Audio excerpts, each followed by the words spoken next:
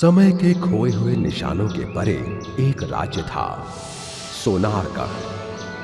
बिल्कुल अपने नाम को साकार करता हुआ, मानो जैसे सोने का बना शहर हो। सोनारगढ़ में गूंजता था नृत्य, संगीत और कला। सबके दिल में थी खुशी।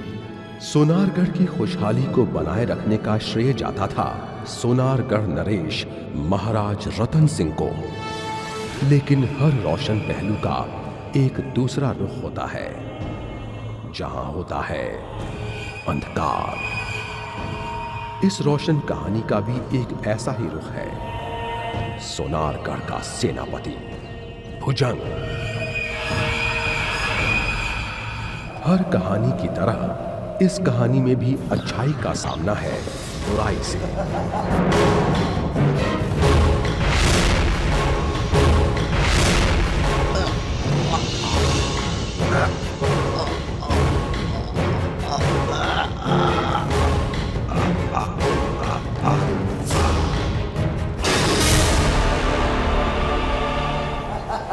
बुराई को अपने में समेटे हुए भुजंग और अच्छाई की रोशनी से रोशन महाराज रतन सिंह और सोनारगढ़ की आशा, उनका एकमात्र सुपुत्र राजकुमार आर्यन।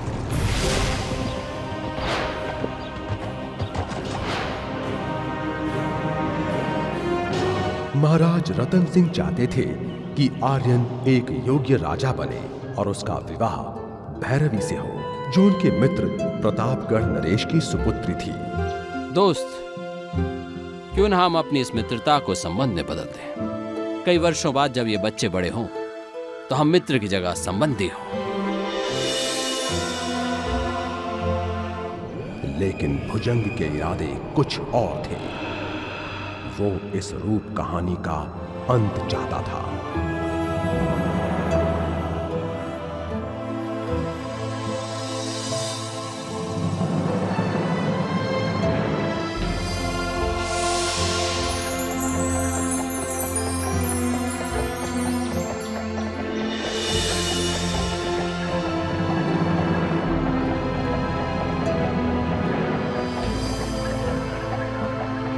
कहते हैं, जब मंसूबा जिंदगी से ज्यादा अहम हो तो मौत का खौफ नहीं के बराबर रह जाता है।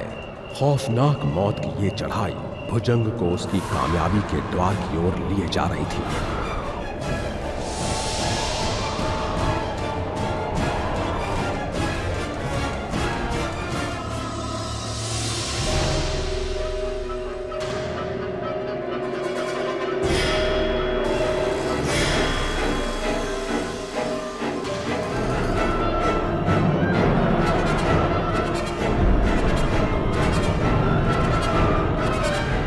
समय आ गया है भुजंग, वार करो। और इस बार वार खाली न जाए। होली अपना खेल खेलने जा रही थी, क्योंकि भुजंग को चाहिए था सोनारगढ़ और प्रतापगढ़ का राजमुकुट। भुजंग के साथ थी शैतानी शक्तियां। शैतानी शक्तियों को चाहिए था इस कहानी का सबसे अहम पहलू, वो तिलिस्मी किताब, जिसमें छुपा था उस जादुई तिलिस्म में दाखिल होने का वो राज।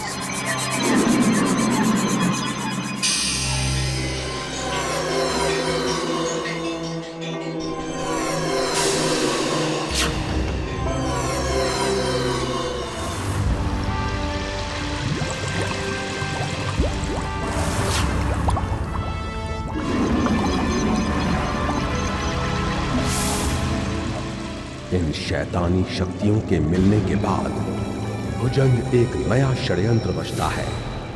आने वाले 8 वर्ष राजकुमार आर्यन के लिए जानलेवा है। राजकुमार के प्राणों से संकट टालने के लिए महाराज, उन्हें 8 वर्ष के लिए काशी भेजना होगा।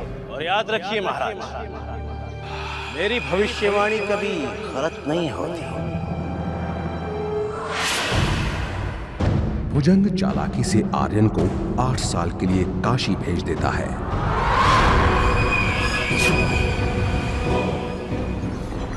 तिलिस्म के अंदर था कुबेर का अपार धन और वो 7वीं आंख जो किसी को भी सर्वशक्तिमान बना सकती थी। उस राज को हासिल करने के लिए भुजंग भूतनाथ के वेश में प्रतापगढ़ को तबाह कर देता है।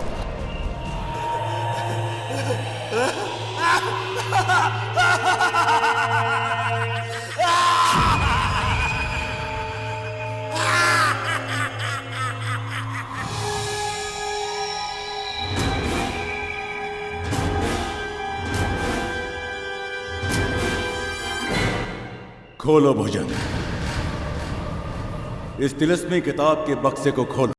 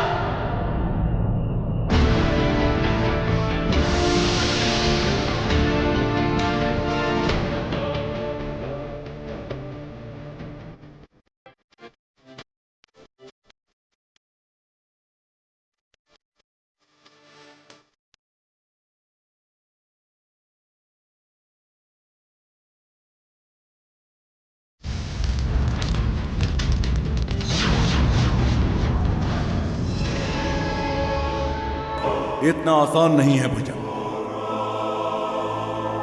ये पाठशाला में पढ़ाई जाने वाली कोई मामूली किताब नहीं है, ये तिलिस्मी किताब है। इसे खोलने के लिए तुम्हें शक्ति की जरूरत पड़ेगी, और वो शक्ति तुम्हें कठोर साधना करके ही प्राप्त होगी। 8 साल की कठोर साधना। तुमने अपनी आंखों से भूतनाथ को तुम्हारे बाप के सीने पर वार करते देखा है। उसी तलवार से उसने तुम्हारी मां का सर धड़ से अलग कर दिया, और अब उसी तलवार से तुम्हें अपने मां बाप की दर्दनाक मौत का बदला लेना है। भैरवी, मैं हुसैन अल्लाह पाक की कसम खाकर कहता हूं कि मैं बनाऊंगा तुझे इंतकाम की एक धधकती आग। मैं बनाऊंगा। बेटी, पूरे 8 साल का वक्त है तुम्हारे पास, क्योंकि 8 साल के बाद आर्यन लौटेगा काशी से। और सबको इंतजार है राजकुमार आर्यन के आने का।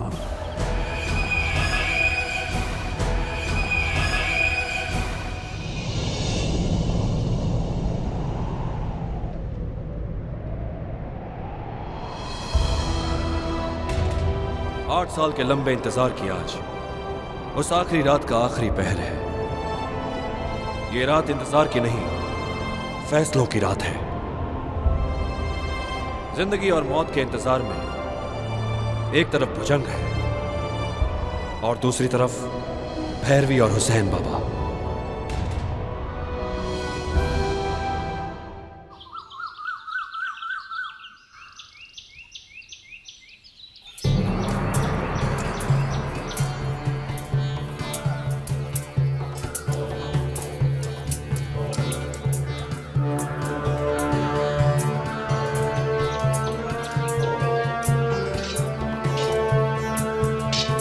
आर्यन, आज तुम्हारी शिक्षा और दीक्षा का आखिरी दिन है। कहावत है कि 100 दिन शिष्य के और 1 दिन गुरु का। आज तुम्हारे आचार्य का दिन है। आज मैं ये देखना चाहता हूं कि पिछले 8 वर्षों में तुमने मुझसे क्या सीखा, कितना सीखा और कितनी कुशलता से सीखा। आर्यन, ये तुम्हारी अंतिम और सबसे कठिन परीक्षा है, और तुम्हारे साथ साथ ये मेरी भी परीक्षा है, क्योंकि यदि तुम जीते तो मैं जीता, और यदि तुम हारे तो मैं हारा। आर्यन, आज तुम्हारी योग शक्ति की भी परीक्षा है। तुम्हें अपने शरीर को भारहीन बनाना है। तुम्हारा शरीर उस कमजोर बांस से भी हल्का होना चाहिए, ताकि तुम उस बांस के सहारे से आग के दरिया को पार कर सको। आर्यन, ध्यान, प्राणायाम और लक्ष्य, इन तीनों का संतुलन बनाए रखना। प्रारंभ करो आर्यन, और दिखा दो कि इन 8 वर्षों में तुमने कितनी सिद्धि प्राप्त की है।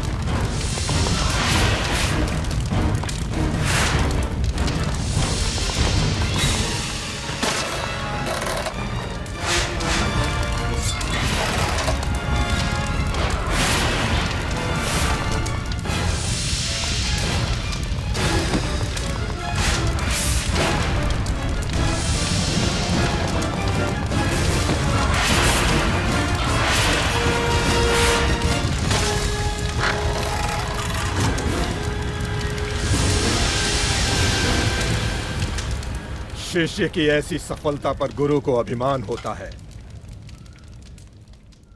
परंतु तुम अभिमान को अपने आप से सदा दूर रखना, क्योंकि अभिमान प्रगति के द्वार बंद कर देता है। इस नकाब को हमेशा अपने साथ रखना। कल जब तुम इस गुरुकुल से बाहर जाओगे तो इस नकाब को पहन कर जाना। कल सूरज के 1 पहर के अंत तक राहु काल है। कल ग्रहण के पश्चात जब सूरज निकलेगा तब तुम इसे निकाल सकते हो। आर्यन, तुम इस गुरुकुल के सर्वश्रेष्ठ छात्र हो। अपने गुरु के ये अंतिम शब्द याद रखना, जो दिखाई देता है वही सत्य नहीं होता।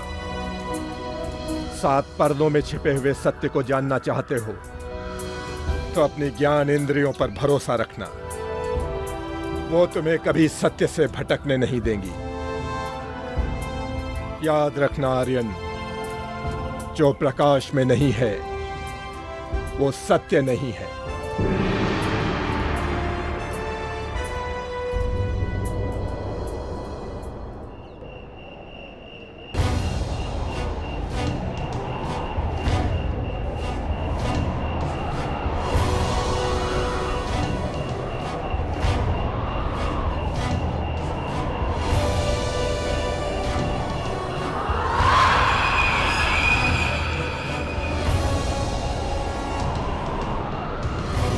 तो इंतजार खत्म। आर्यन अब युद्ध क्षेत्र में आ रहा है। अब चक्रव्यूह की रचना करेंगे हम और उसे घेर के लाओगे तुम। 8 साल बाद घर लौटने की खुशी में उस पर छाया होगा हल्का गुलाबी नशा। बचपन को छोड़कर जवानी को भुलाने का नशा।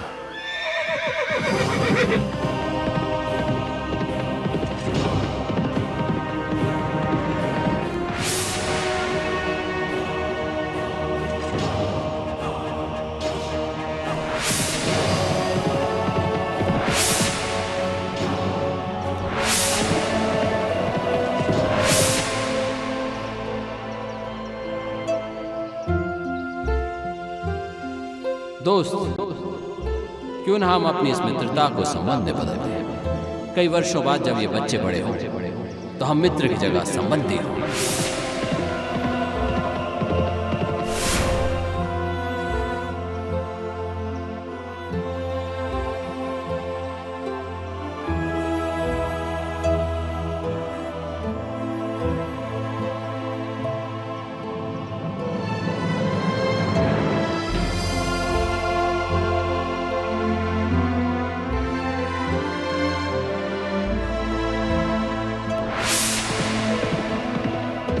8 वर्ष का समय बहुत लंबा नहीं होता। अब हम 8 वर्ष बाद मिलेंगे। मैंने राजकुमार आर्यन के स्वागत की तैयारी कुछ इस तरह से कर रखी है, उसे तो पता ही नहीं चलेगा कि कब वो चक्रव्यूह में प्रवेश कर गया है। तुमने राजकुमार आर्यन के स्वागत की तैयारी रियासत के सरहद पार की है ना? जयकार। राजकुमार आर्यन हमारा स्वागत सरहद पर स्वीकार करेंगे और सरहद पार राजकुमार आर्यन की आरती होगी और उनकी आरती उतारेंगे प्रतापगढ़ के ही कुछ लोग।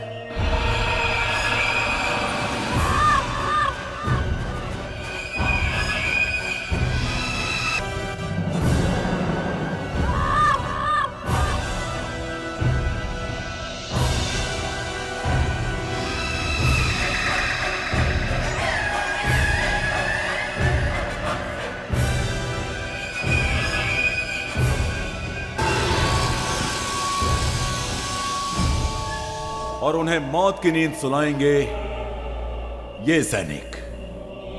वहां सोनारगढ़ की प्रजा भी होगी। सोनारगढ़ की प्रजा प्रतापगढ़ हत्याकांड अभी तक भूली नहीं है। राजकुमार आर्यन को उनकी प्रजा के सामने ही मारना है। आप सर्वशक्तिमान हैं, मैं आपसे बहस नहीं करूंगा। हमारा सिर्फ एक लक्ष्य है, आर्यन की मौत। क्या ये खिलौने? सुना है कि आर्यन 8 वर्षों में बहुत बड़ी शक्ति का मालिक बन गया है। आर्यन क्या है? ये पूरी की पूरी सेना को खत्म कर सकते हैं। इन्हें सिर्फ वही मार सकता है जो तिलस्म को तोड़ेगा। हमारी शक्तियों का अंश है इनमें, और हमारी शक्तियों पर संदेह करने की मूर्खता मत करो भुजंग। तुम सिर्फ वही करो जो तुम्हें कहा गया है।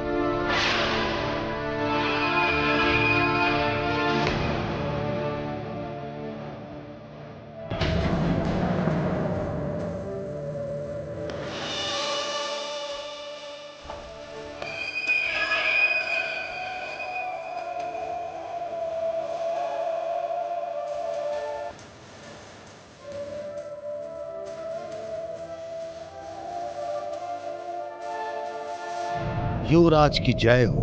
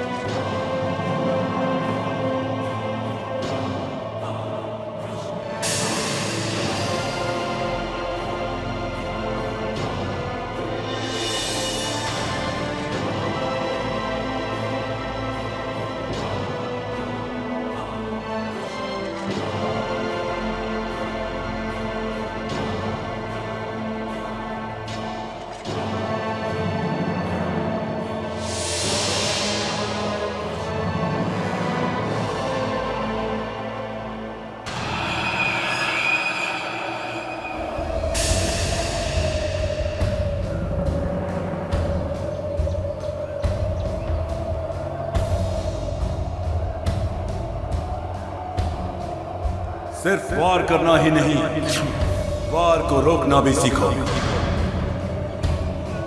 क्योंकि कभी कभी तलवार के नीचे ऐसी गर्दन भी आ जाती है जिसे काटने से ज्यादा उसे बचाना जरूरी होता है।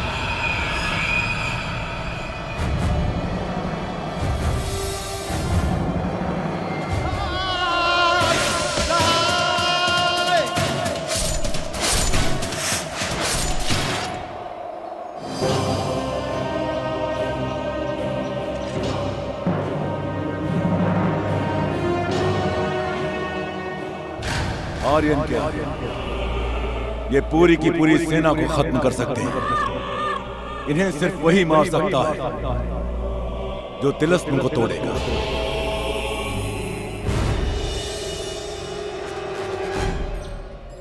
युवराज, आप ठीक तो है ना? कौन थे ये सिपाही? ये प्रतापगढ़ के लोग थे युवराज। प्रतापगढ़ के लोग? सेनापति भुजंग, प्रतापगढ़ के साथ तो सोनारगढ़ की मित्रता के संबंध हैं। फिर ये लोग मुझ पर वार क्यों करेंगे? युवराज,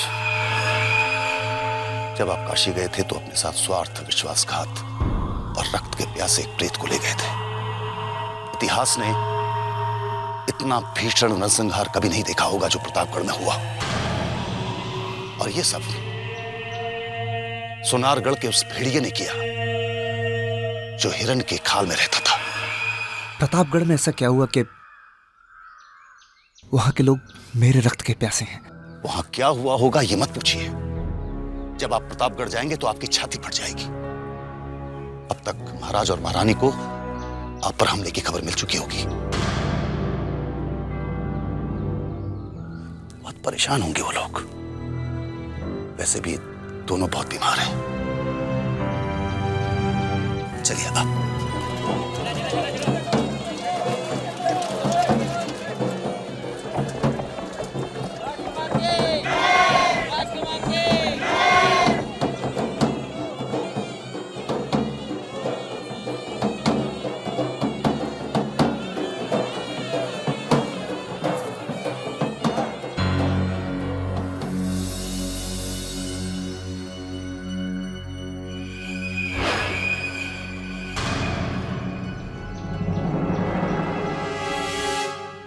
कहो, स्वागत कैसा लगा? पिता महाराज, सीमा पर पैर रखते ही मुझ पर हमला हुआ। महाराज, मुझे लगता है कि हमारे किसी शत्रु के कान यहां दीवार पे लगे हैं, जिन्हें राजकुमार के यहां आने की खबर लग चुकी है।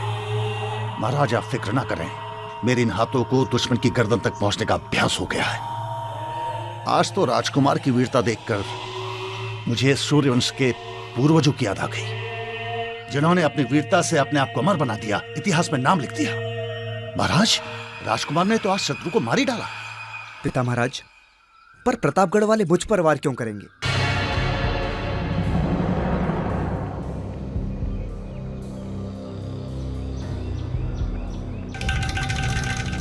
चलो, मैं तुम्हें सारी बातें बताता हूं। पुत्र आर्यन, तुम्हारे गुरुकुल में जाने के बाद ही वो कोलाहल की रात आई। किसे पता था उस रात की चंद्रमा के उदय के साथ शुरू होगा एक नरसंहार। वो एक भयानक अंधेरी रात थी। उस रात जब मैं अपने महल में चैन की नींद सो रहा था, तब मेरे ही एक विश्वास पात्र सेवक ने मेरे प्रिय मित्र को मार डाला। भूतनाथ और उसके हत्यारों ने प्रतापगढ़ में किसी को जीवित नहीं छोड़ा। मेरे ही दिए हुए रक्षा कवच से उसने प्रतापगढ़ और सुनारगढ़ पर राज किया था।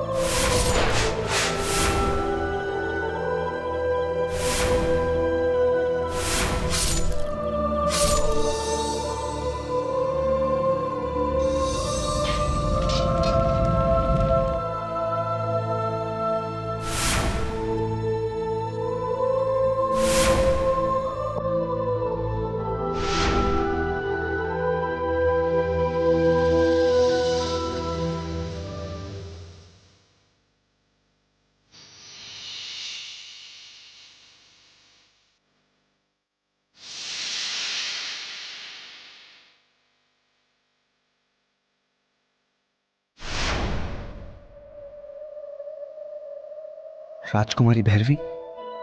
जो लोग वहां मौजूद थे उनका कहना है कि उस रात हुसैन बाबा और राजकुमारी भैरवी आग में जलकर खाक हो गए।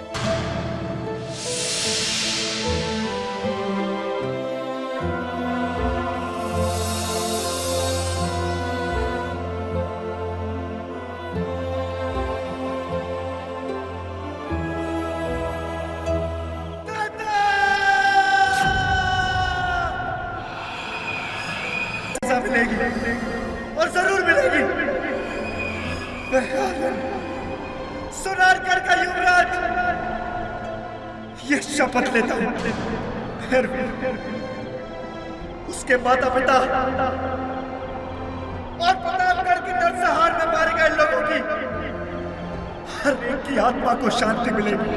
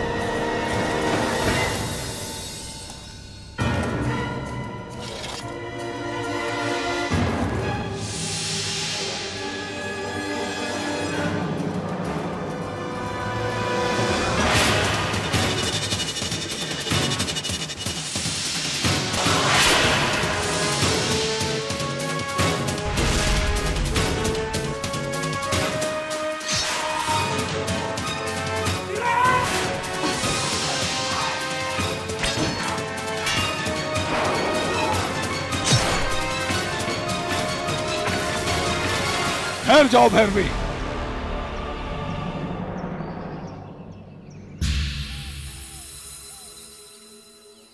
हुसैन बाबा, आप?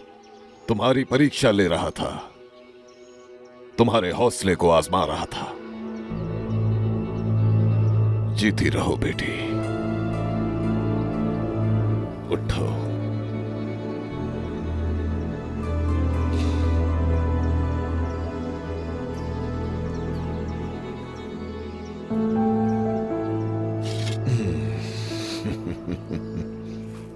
बेटी, अल्लाह बड़ा रहीम है, करीम है। तकलीफ देता है तो उसे सहन करने की तौफीक भी देता है। कौन कहेगा कि प्रतापगढ़ के तख्त की वारिस एक राजकुमारी इस तरह अस्तबल में रहती है। आप ही तो कहते हैं बाबा, कभी अर्श पर तो कभी फर्श पर। बाबा, हमारे अस्तबल हमारे वचन, हमारे प्रतिज्ञा का मंदिर है, जहां हम अपने माता पिता के कातिल को लाकर मारेंगे। और उस दिन हमारे माता पिता की भटकती आत्मा को शांति मिलेगी। बाबा, इस महल के अंदर आने के लिए तो आपने अस्तबल के साइज की नौकरी की थी। हाँ बेटी, हमें पता चला कि सिपा सालार भुजंग की बेटी को हथियारों की तालीम के लिए एक लड़की की जरूरत है, तो वो नौकरी हमने तुम्हारे लिए हासिल कर ली, और तुम्हारी वजह से ये साइज की नौकरी हमें मिल गई। सब अल्लाह का शुक्र है भैरवी। भैरवी नहीं बाबा, शिवाली है? हम यहाँ शिवाली हैं। ओहो हाँ, शिवाली शिवाली। बूढ़ा हो चला हूं ना बेटी, भूल जाता हूं। खैर, अब हमारा इंतजार खत्म हुआ। आर्यन आ रहा है, वो मुझे तो पहचान जाएगा, लेकिन तुम्हें कभी नहीं पहचानेगा। हाँ बाबा, आर्यन के लिए हम मर चुके हैं। बाबा, हमें उस पल का इंतजार है जब हमारी ये तलवार आर्यन के गर्दन पर होगी और वो हमें हैरानी से देखेगा। तब हम उसे बताएंगे कि हम कौन हैं। नूरे चश्म, अपने बाबा के सर पे हाथ रख के ये बता कि तेरे दिल के किसी कोने में, वक्त की चिंगारी के ढेर में आर्यन के लिए कहीं कोई हमदर्दी का शोला तो नहीं रह गया? नहीं बाबा, विश्वास कीजिए, आर्यन की यादों को हमने उसी दिन चिता की अग्नि में छोंक दिया था, जिस दिन हमने अपने माता पिता को प्रतापगढ़ के महल में जलकर राख होते हुए देखा।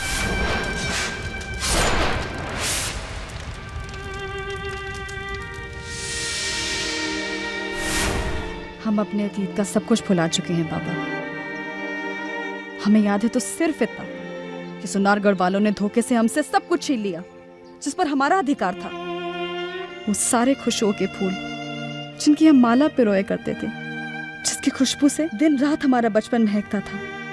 और अब देखिए बाबा, कैसे रतन सिंह का ऐशो आराम, उसकी रातों की नींद, उसके दिन का चैन, और कैसे हम उसकी सबसे प्यारी चीज आर्यन उसे छीन लेंगे।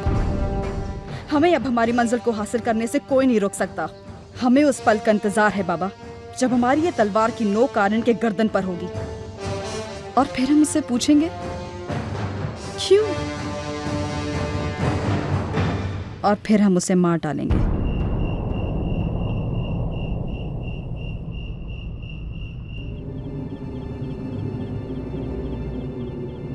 साथियों, हम सबको पूरे प्रतापगढ़ के वंश को खत्म करना है।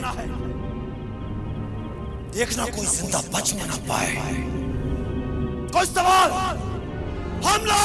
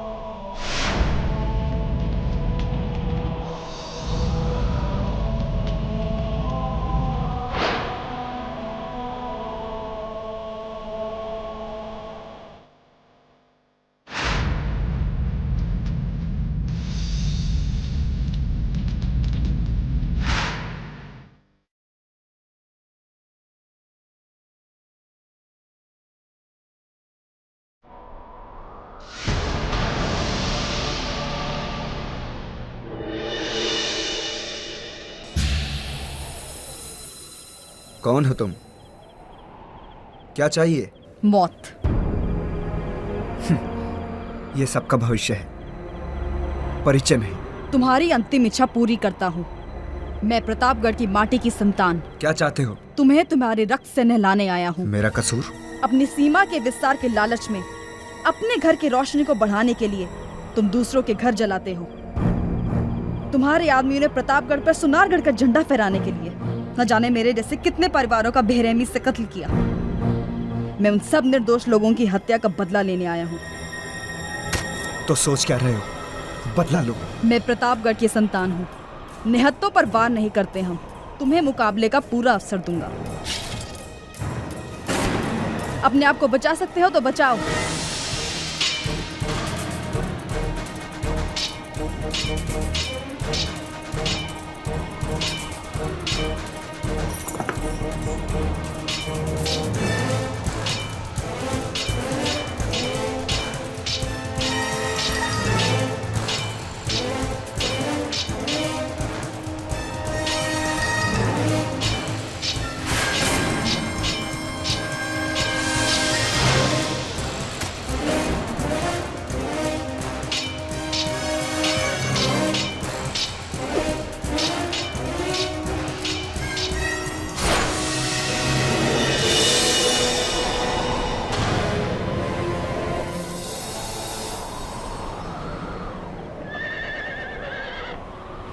क्या हुआ भैरवी? तुम्हारी तलवार क्यों रुक गई? तुम्हारा दुश्मन तुम्हारे सामने खड़ा है भैरवी, मारो उसे। मारो भैरवी, आर्यन तुम्हारे सामने खड़ा है। मारो भैरवी, मारो।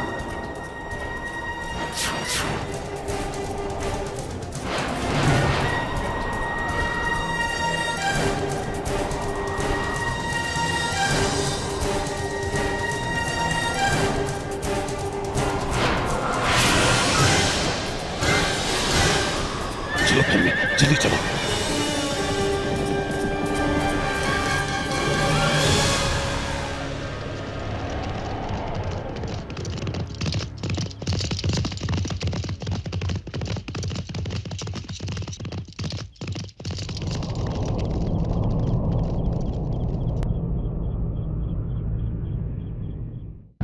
रुक जाओ भैरवी!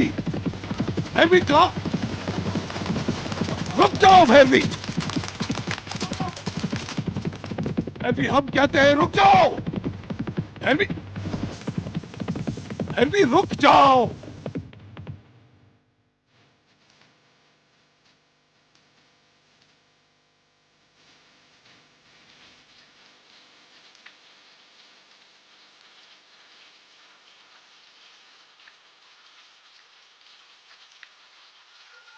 भैरवी, भैरवी क्या कर रही हो?